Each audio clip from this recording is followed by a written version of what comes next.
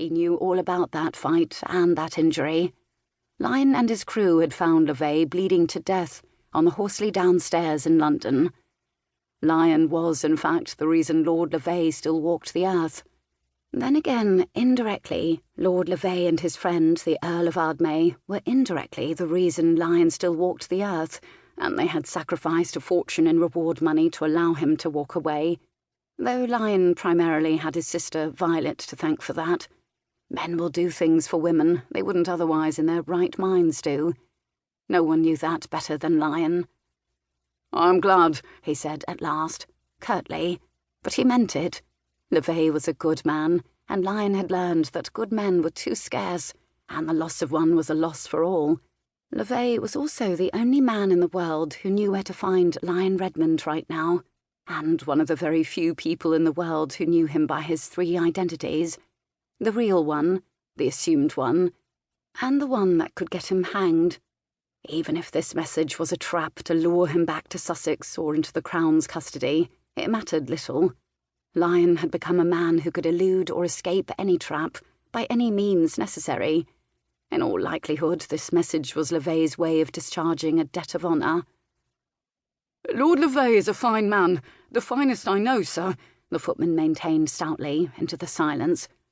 "He married his housekeeper, Mrs. Fountain." This was startling. "Did he, now? Quite the epidemic of marriage in Sussex lately, isn't there?" Lyon said this so bitterly, everyone blinked as if he'd flicked something caustic into their eyes. He drew in a long breath. "And where is Lord Levay at this very moment, Ramsay?" "I expect he's still in Pennyroyal Green, sir, a village in Sussex where I left him. You see, given that he's newly married and, well, he's quite taken a shine to the place. Right nice town it is," he extemporised, brightening. "Is it?" Lyon said with such flat and brutal irony that his crew swivelled toward him in surprise, eyes wide. He was beginning to alarm them. He was beginning to alarm himself. Because for the first time in years, Lyon wasn't certain what he wanted to do. Damn Olivia Eversea, anyway.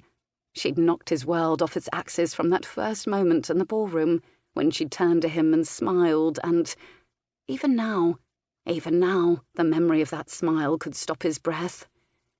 He'd last seen Pennyroyal Green in the dead of night almost 5 years ago. His trajectory since then had been as swift and mindless as if he'd been shot from a cannon. And it wasn't just because of what Olivia had said to him in the garden after midnight in the pouring rain. No, after she'd said what she'd said, for a time he'd stopped caring what became of him. No, that fuse had been lit for longer than anyone knew. No one from Sussex had seen him since. No one had certainly tried. He half smiled at the thought of Violet. And it was this that had broken the speed of his trajectory.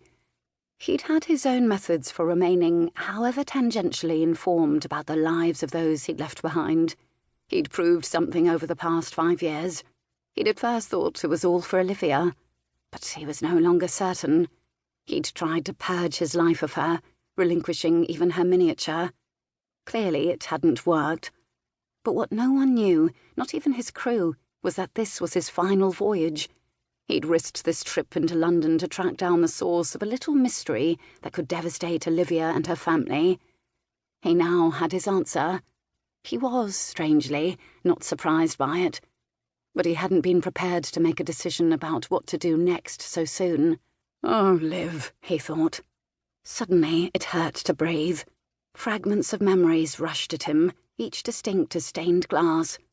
Olivia walking along the road to the Duffy's house, then breaking into a run when she saw him waiting beneath the elm tree, her face lighting like a star, as if even a second away from him was wasted. That was the memory that always came to him in his darkest moments, and now she was giving herself to another man.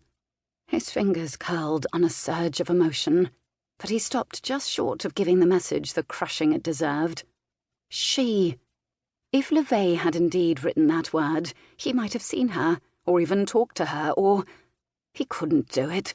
He couldn't bloody do it. And this is what decided him. He tucked the message into his coat. "You can go, Ramsay," he said. "Thank you." The footman spun and...